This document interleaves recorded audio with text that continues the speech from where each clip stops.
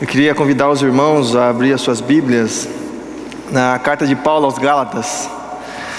Gálatas capítulo 1.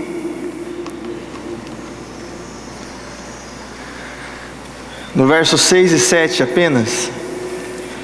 Carta de Paulo aos Gálatas, capítulo 1, no verso 6 e 7.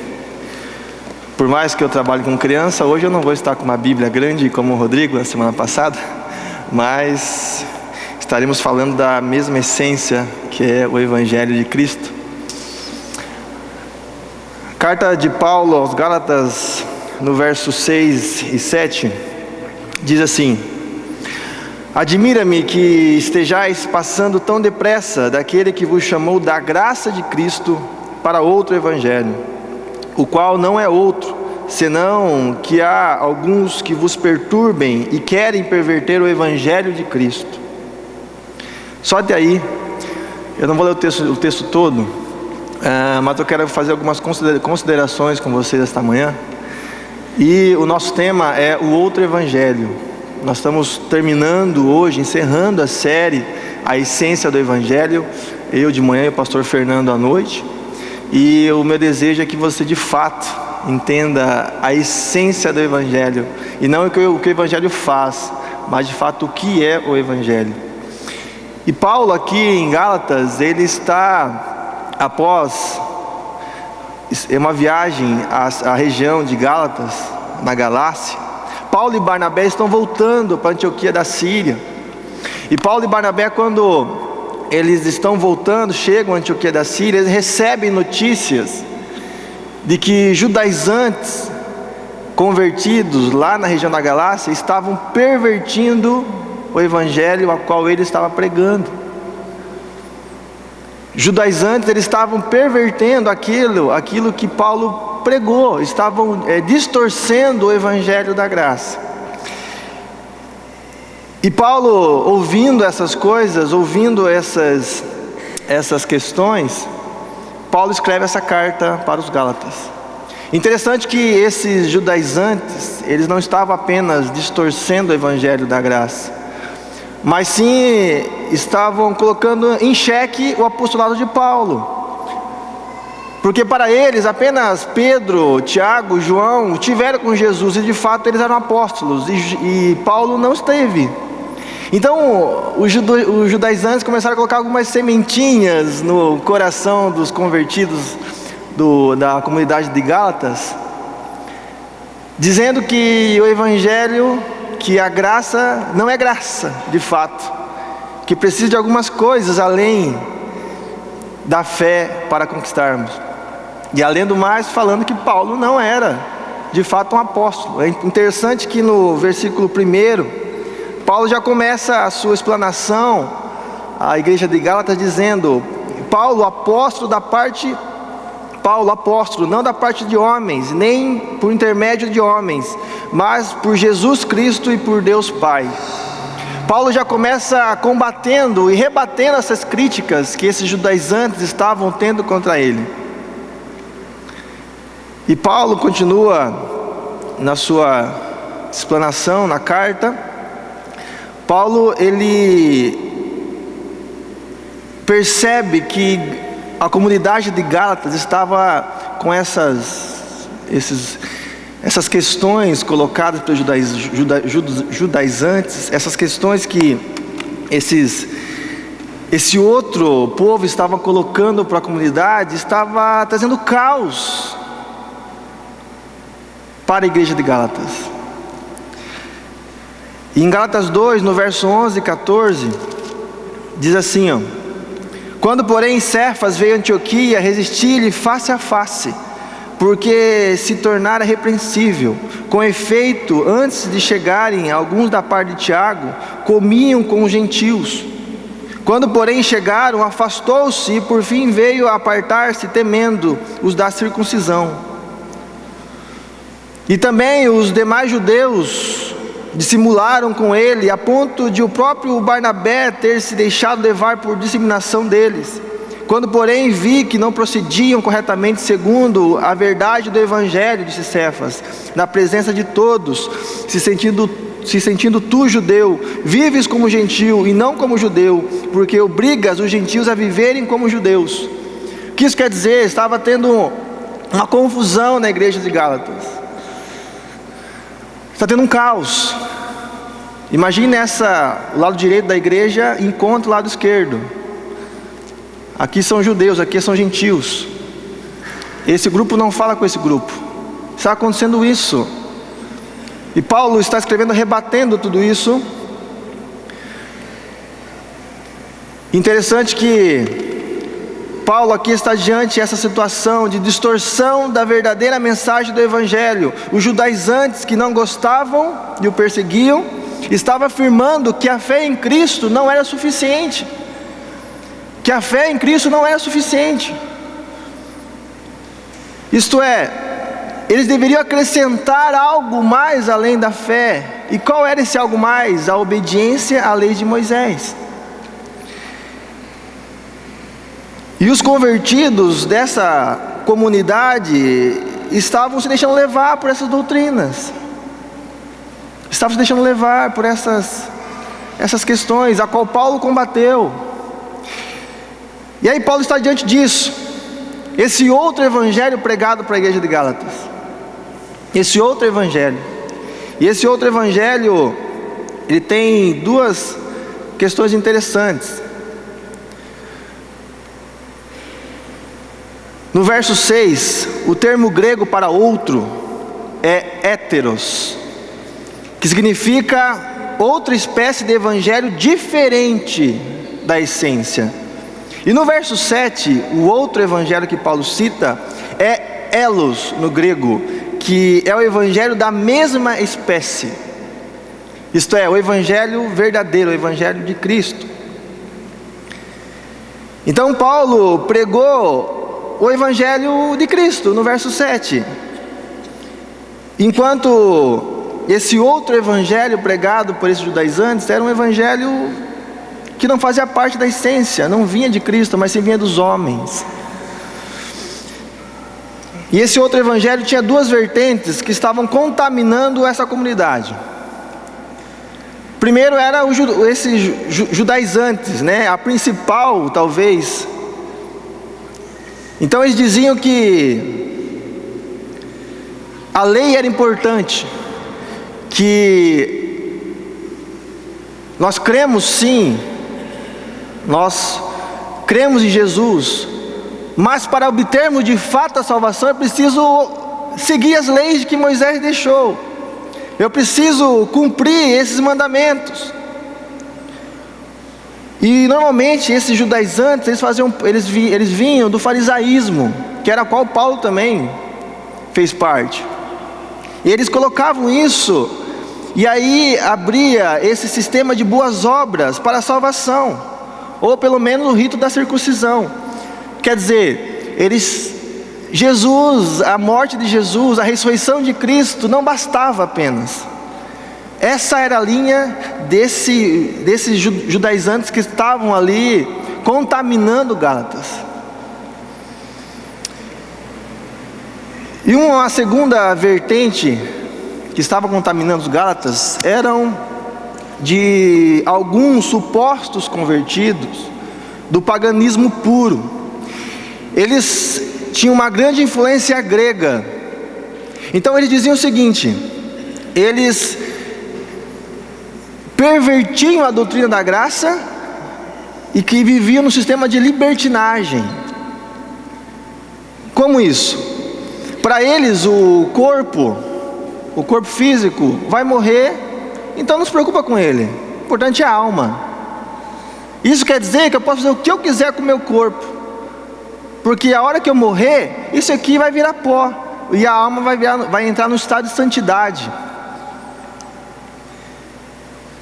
Esse povo do paganismo puro tinha essa visão.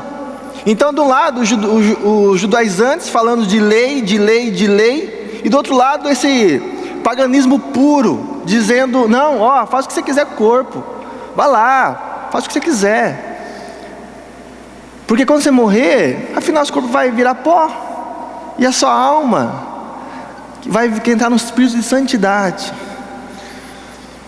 distorcendo completamente o evangelho que Paulo tinha pregado. Paulo está diante de duas doutrinas que estavam contaminando a comunidade de Gálatas: outros evangelhos e não o verdadeiro pregado por ele, o evangelho que evidencia o poder e a capacidade humana de salvação. Era esse o evangelho pregado em Gálatas que esses estavam contaminando. Um evangelho que, de um lado, que procurava ritos para se salvar-se, e o outro que era influenciado pela filosofia grega, esse dualismo, corpo-alma. O evangelho pregado por Paulo em Gálatas traz a verdadeira liberdade. O evangelho pregado por Paulo em Gálatas traz a verdadeira liberdade. Porém, outros grupos religiosos estavam tentando colocar um jugo para eles que foge totalmente do verdadeiro evangelho. Esses possíveis evangelhos estavam infiltrando na comunidade e foi combatido por Paulo. Interessante que isso é muito comum nas comunidades cristãs. Existem aqueles que preferem um legalismo, ou existem aqueles que preferem a libertinagem. E essas duas questões me chamaram a atenção, porque talvez hoje em nossas igrejas esteja sendo pregado um outro evangelho, e não de fato o evangelho de Cristo. Talvez hoje em nossas igrejas está sendo pregado um evangelho do legalismo, da lei, ou então da libertinagem, um extremo, e não tem sido pregado o equilíbrio, o centro, o evangelho de Cristo. Tertuliano, um dos pais da igreja, chama o legalismo e a libertinagem como os dois ladrões da cruz. De um lado a libertinagem, do outro lado o legalismo e Jesus no meio. O legalismo, ele afirma que para sermos salvos precisamos ter uma vida santa e moralmente boa. Esse é o legalismo. Jesus, em Mateus 23:4, combatendo os fariseus, porque as leis que eles colocavam sobre o povo era pesado, era um jugo. Além de ser um jugo, os próprios fariseus não seguiam o que eles mesmos pregavam. Jesus combate esse legalismo. Jesus combate essa forma de jugo. Por isso, de fato, Jesus vem para cumprir a lei, porque a lei não era para ser um jugo, a lei não é para ser pesada, e Jesus de fato cumpre a lei. A lei tem que ser o norteador da vida, o norteador do povo, e não deve ser um peso. Quantas pessoas estão assim em nossa igreja hoje? Quantas pessoas estão com um fardo pesado nas costas, porque eu não estou conseguindo cumprir as leis da igreja? Talvez você já tenha dito isso. Talvez você já tenha dito: eu não vou naquela igreja porque tem muita lei lá, não consigo seguir todas.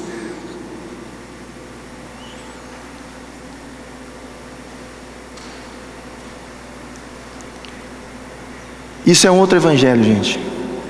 Infelizmente isso tem permeado as nossas igrejas. Nós estamos colocando peso, um fardo pesado demais para o povo, para nossos irmãos. E ali em Gálatas, esses judaizantes estavam colocando esse peso a esses convertidos. E Paulo, em Gálatas 5, no verso 4, ele diz: de Cristo vos desligastes, vós que procurais justificar-vos na lei, e da graça decaíste. Paulo combatendo esse legalismo. Quantas pessoas hoje saem das igrejas porque não conseguem seguir o manual de boa conduta? Saem machucados e frustrados, porque foram enganados e de fato não ensinaram o verdadeiro evangelho. Quantas pessoas estão migrando de igreja para igreja, e muitas vezes ela sai de uma igreja machucada, frustrada, porque o peso, a lei, estava muito para ela, não estava aguentando. Talvez você já tenha vivido isso, talvez você já fez parte de uma outra comunidade, de uma outra igreja, e você entendeu que o peso da lei, o peso das boas condutas estavam sendo ruins, e se você não cumprir as boas condutas, você não vai ser salvo. Infelizmente, meus irmãos e minhas irmãs, isso tem acontecido muito em nossas igrejas.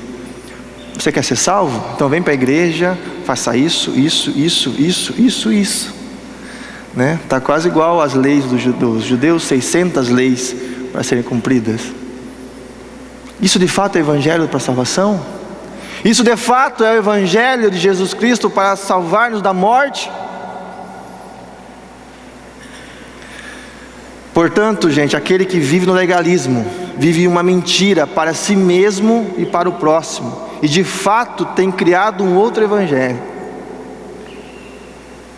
Isso é legalismo. Isso é legalismo. Uma outra questão é a libertinagem. Libertinagem é o oposto. É a entrega compulsiva aos desejos da carne, ao prazer sem levar em conta o próximo. O cara libertino, ele não tem noção de liberdade, ele não tem noção do próximo. Então eu quero conquistar o meu prazer, eu quero realizar o meu prazer, e por isso eu vou até o fim para conquistar, independente de quem esteja na minha frente, eu passo por cima. O libertino, ele não tem essa percepção de liberdade. A libertinagem pode ser associada à incredulidade religiosa. A libertinagem é um mau uso da liberdade de um indivíduo, é a extrapolação da liberdade. É a extrapolação da liberdade. E quando isso acontece, meu irmão e minha irmã, os limites são ultrapassados e a integridade física, emocional e psicológica de outra pessoa é levada a risco. A libertinagem leva a uma falta de respeito pelo próximo e indica falta de dignidade e bom caráter. A libertinagem, ela não respeita o próximo. Tudo é relativo hoje, né? O relativismo que está na nossa sociedade, tudo é relativo. Não importa que você seja feliz. E nós trazemos isso para a nossa fé. Para a nossa fé. Eu sou livre, eu sou salvo, eu sou livre agora para fazer o que eu quiser. Nós temos que entender, gente, que a liberdade verdadeira, ela tem limites. E o evangelho nos proporciona esses limites. Isso não quer dizer que você é escravo. Isso não quer dizer que não é liberdade. Sim, é liberdade. Imagine um cavalo com uma carroça, e o cavalo está durante um bom tempo com aquela carroça nas suas costas, e aquelas madeiras nas laterais roçando as costas do cavalo, machucando. E imagino que machuca aquilo. Ele fica um bom tempo com aquilo nas costas, e de repente o dono vai e tira a carroça dele, tira aquilo que estava machucando as costas dele, tira. O que o cavalo faz? Ele sai correndo, ele se rola no chão, ele fica feliz porque ele foi libertado daquele jugo, daquele peso, daquela dor das costas. Mas algo interessante é que o cavalo, ele fica ali correndo, fica feliz e se joga no chão e começa a coçar as costas no chão. Quer dizer, os machucados que eram feitos pela carroça agora vão ser feitos pelo chão, porque ele não tem esse entendimento de liberdade. Ele foi de um extremo ao outro. Mas o evangelho de fato, ele nos dá os limites. Gálatas 5,15, Paulo diz: se vós porém vos mordeis e devorais uns aos outros, vede que não sejais mutuamente destruídos.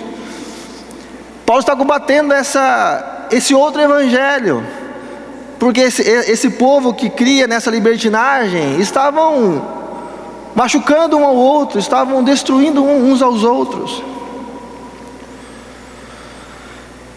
Esse grupo, ele entende que o mais importante é a alma, enquanto o corpo pode ser usado de qualquer maneira. Quantos jovens pensam assim hoje, não? Quantos adolescentes pensam assim hoje? Quantos adultos pensam assim hoje? Afinal de contas, o corpo vai voltar para o pó, né? Então, vamos curtir a vida e depois, a hora que morrer, a alma que vai prestar conta, não o corpo. O libertino, assim como o legalista, não tem amor pelo próximo e não vive pelo Espírito. Não tem respeito, tudo é relativo. Esses vivem pela carne e necessitam do amor constrangedor e libertador que o Evangelho proporciona a nós pecadores mortais. O legalista e o libertino necessitam desse Evangelho que constrange e liberta.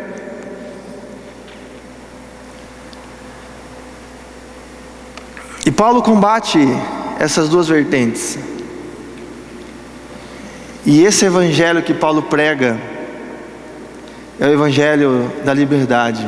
E a libertinagem, o legalismo e outras formas de evangelho o escraviza. E qual é esse único evangelho que Paulo diz? Qual o único evangelho? Imagine um pássaro que nasceu e foi criado em cativeiro durante anos. Solta ele na floresta um dia, o que acontece com ele? Deixa um pássaro, ele nasceu e ficou num cativeiro durante 10 anos, mais ou menos, e solta ele numa floresta. Possivelmente ele vai morrer, porque ele não sabe viver em sociedade, ele não sabe viver naquele habitat dele, ele não consegue viver.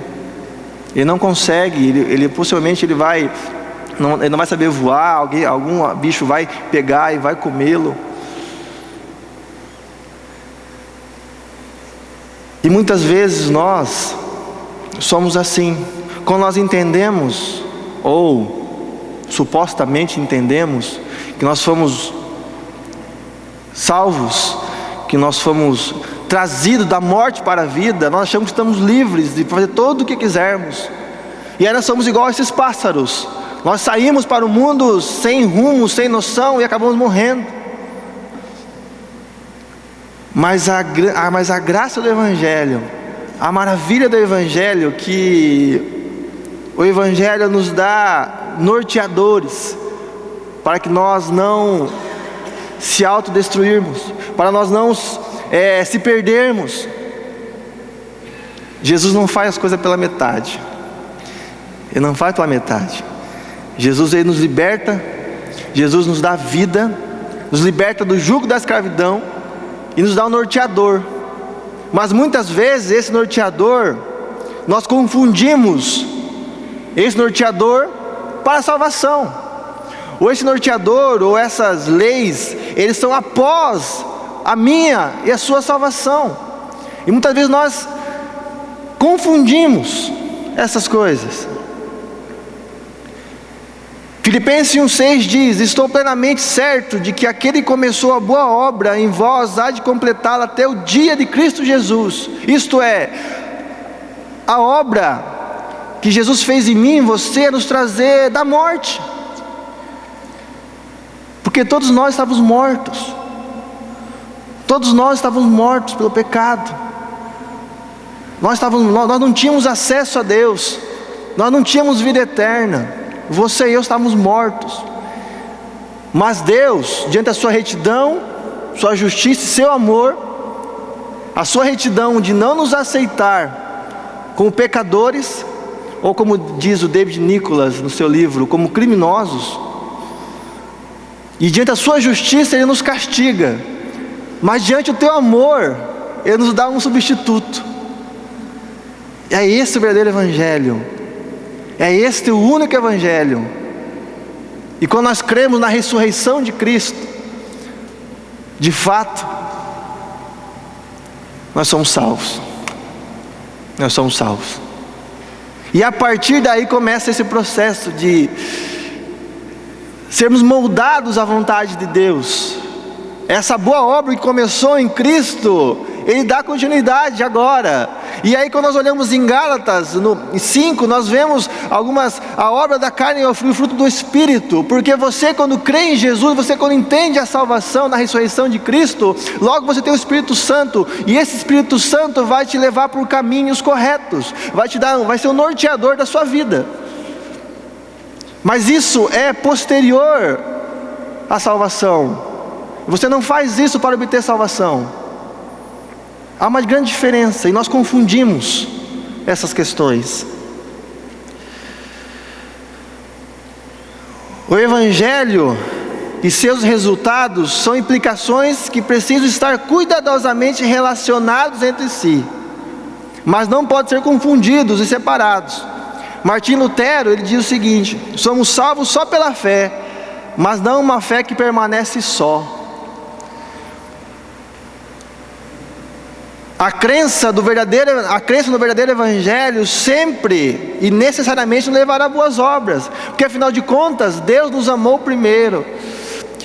E isso que eu sinto, essa alegria no meu coração, esse regozijo no meu coração, essa paz no meu coração me leva a grandes alvos, me leva a olhar para o meu próximo e dizer: meu irmão, você precisa conhecer esse Cristo que eu conheci, você precisa viver essa paz que eu estou vivendo. E aí você começa a realizar boas obras, é natural, mas as boas obras não te levam para salvação nenhuma. Não te levam para salvação nenhuma.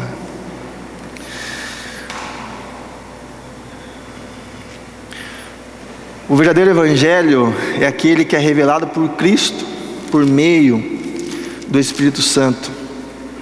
Em Gálatas 1, no verso 10 a 12: porventura procuro eu agora o favor dos homens ou de Deus? Ou procuro agradar a homens? Se agradastes ainda a homens, não seria servo de Cristo. Faço-vos, porém, saber, irmãos, que o Evangelho por mim anunciado não é segundo o homem, porque eu não o recebi nem o aprendi de homem algum, mas mediante a revelação de Jesus Cristo. A revelação de Jesus, o Evangelho não é feito por homens. O Evangelho não é feito por homens. O Evangelho é a revelação de Cristo, pelo Espírito Santo em você, em mim. Então as leis que eu e você queremos talvez colocar acima desse Evangelho, se torna outro Evangelho.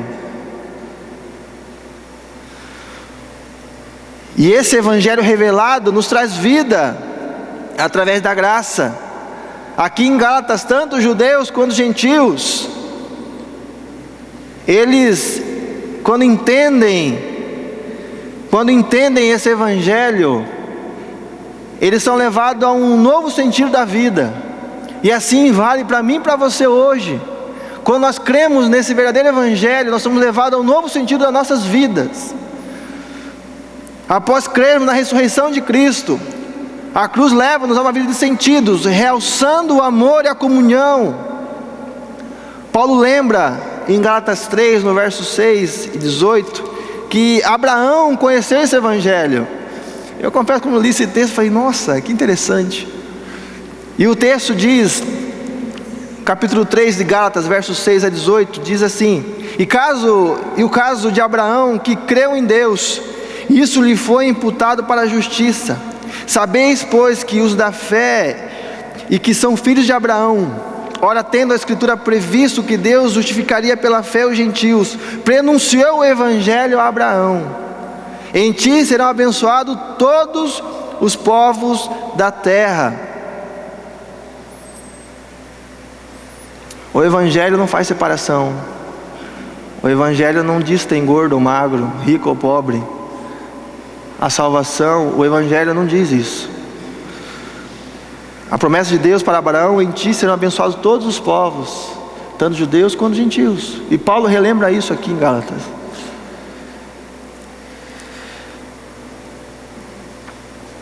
O Evangelho que traz a liberdade e a igualdade entre os que creem. Um Evangelho que não depende das obras humanas, mas sim o ato do próprio Deus na pessoa de Cristo. Como o pastor pregou semana passada, o Evangelho é uma pessoa, Jesus. O Evangelho é a certeza da minha nova vida dada por Cristo, e agora tudo que fizer, faço por amor. Por amor. E esta verdade de fato faz parte da minha vida agora. Eu não faço mais para obter algo, ou status, ou poder, ou ser aceito. Faço porque Ele me amou primeiro. O Evangelho, ele vem antes, muito antes de alguma lei, de alguma regra. O Evangelho é graça.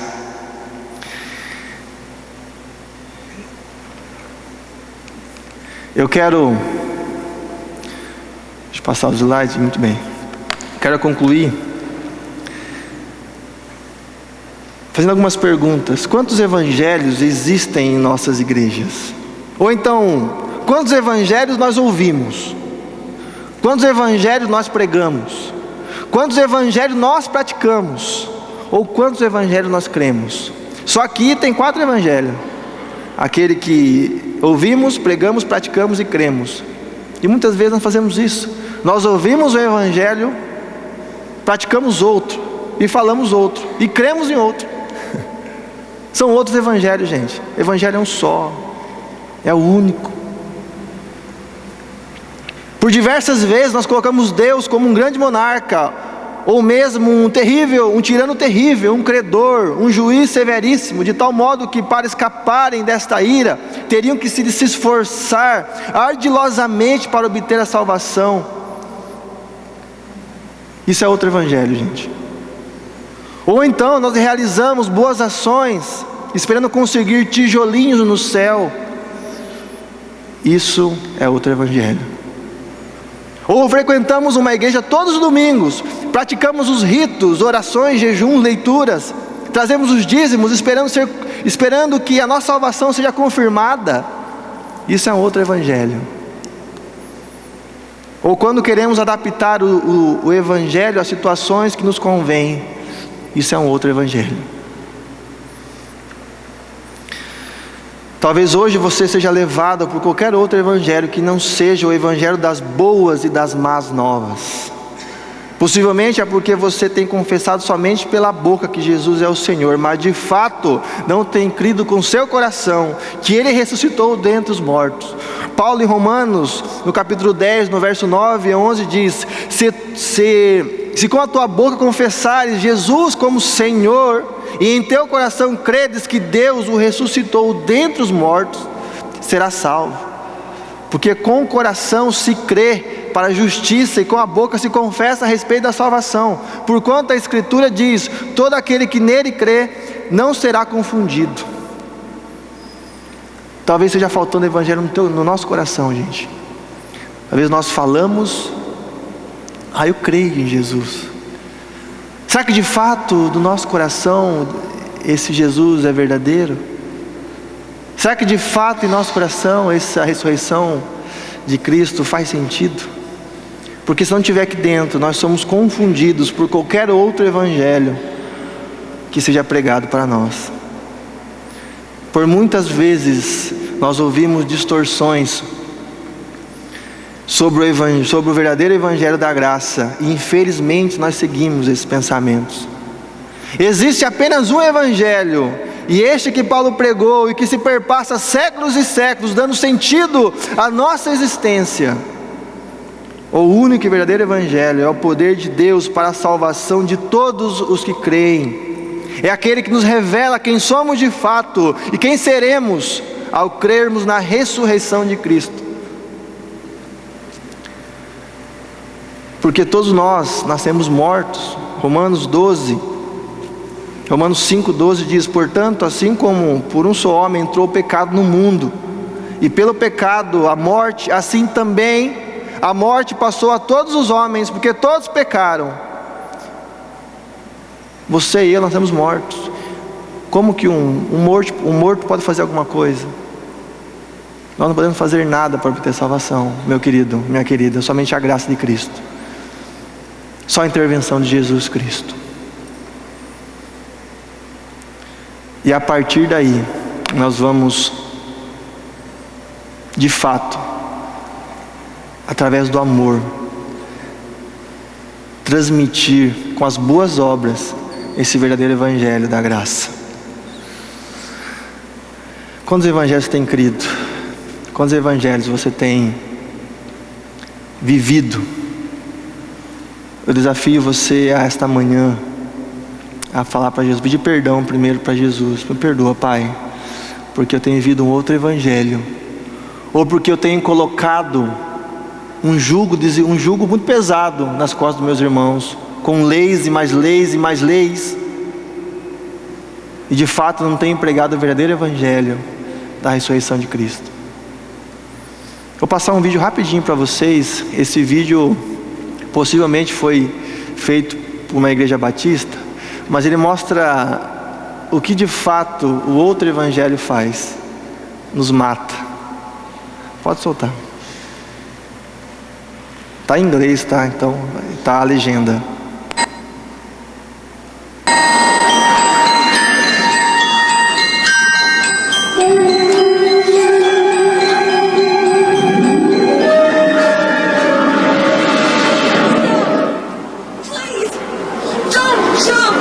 Why the hell not? So much to live for. Yeah? Like what? Are you religious or an atheist? Religious. Me too. Are you Christian or Buddhist? Christian. Me too. Are you Catholic or Protestant? Protestant. Me too. Are you Episcopalian or Baptist? I'm Baptist. Hallelujah. Me too. Are you Baptist Church of God or Baptist Church of the Lord? Baptist Church of God. Me too. Are you Original Baptist Church of God or you Reformed Baptist Church of God? Reformed Baptist Church of God. Me too.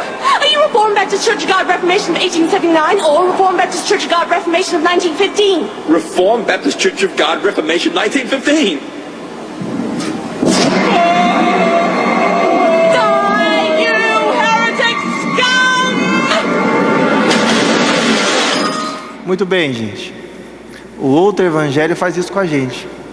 Se nós não seguimos as leis, se nós não seguimos a libertinagem que alguns creem, nós somos mortos. A salvação não nos alcança. Mas o verdadeiro evangelho, aquele evangelho que te alcança e te traz novamente para a vida. Deixa o evangelho que você professa descer para o teu coração. Deixa esse evangelho fazer sentido, transformar a sua vida. Talvez você possa pensar, mas Wagner, eu nasci na igreja e cresci assim, ouvindo essas leis. Mas se o evangelho transforma, nós cremos que ele pode transformar o seu coração hoje, agora. Deixa esse evangelho entrar no teu coração e transformar o seu pensamento, a sua vida. Vamos orar. Fica de pé, por favor. Quero orar com você.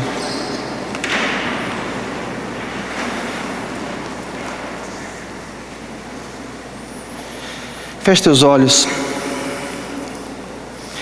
Talvez você, nessa série que nós estamos tendo nesse mês, a essência do Evangelho, talvez de fato você tenha compreendido o que é o Evangelho, e você tem percebido que até agora você tem vivido um outro Evangelho, você tem sido levado por outros falatórios que não seja de fato a ressurreição de Cristo. Talvez você está na igreja há tantos anos e você entende que quantas vezes eu despejei no meu irmão um jugo pesado de leis, quantas vezes eu despejei na igreja um jugo pesado demais, e se esses não fizessem o que eu quero, o que eu gosto, eles não seriam salvos. Quantas vezes nós pensamos assim? Mas o verdadeiro evangelho é aquele que transforma, é o evangelho que traz leveza, traz paz, traz comunhão, traz amor. O evangelho que nos traz da morte para a vida. É o evangelho que restitui em nós a nossa amizade com Deus, o nosso livre acesso a Deus. O evangelho que nos dá a vida eterna, esse poder do próprio Deus. que pelo seu amor nos aceitou e nos deu um substituto. Senhor, que em nome de Jesus, o Senhor nos perdoe, ó Pai, porque diversas vezes nós pregamos um outro evangelho. Pai, nos perdoa, Deus, porque muitas vezes nós professamos e cremos num outro evangelho. Nos perdoe, Deus, e nos mostra cada dia mais, através do Espírito Santo de Deus, o verdadeiro evangelho. E que todos os dias, ó Pai, nós possamos levantar de manhã e entender que as misericórdias do Senhor se renovam sobre nós. É porque o Senhor nos amou primeiro, e não há nada que eu possa fazer. Senhor, que em nome de Jesus a tua igreja viva o verdadeiro evangelho de Cristo, o evangelho da paz, do amor, o evangelho, ó Deus, que ama o próximo, o evangelho que nos dá entendimento de fato que é liberdade. Pai, nós queremos viver para o Senhor mais e mais. Nos abençoa, e muito obrigado pela palavra ministrada. Muito obrigado, Deus, por mais uma vez os nossos corações serem cheios da tua presença. Muito obrigado porque mais uma vez nós saímos renovados pelo teu Santo Espírito. É a nossa oração em nome de Jesus. Amém.